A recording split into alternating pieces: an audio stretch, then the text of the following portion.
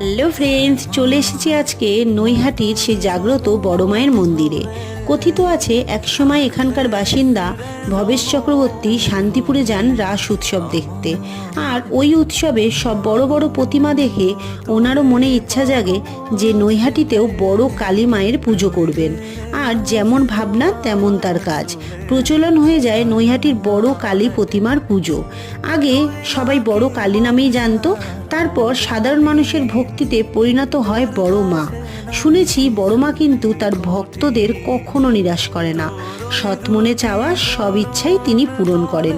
অনেকদিন ধরেই আমার ইচ্ছা ছিল বড় মাকে সামনাসামনি দেখার, আর আজকে সেই ইচ্ছা আমার পূরণ হলো।